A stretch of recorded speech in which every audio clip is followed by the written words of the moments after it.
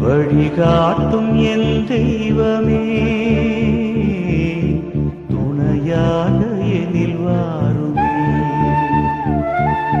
நதி மீது அலைந்தாடும் மகள் போலவே கதி ஏதும் தெரியாம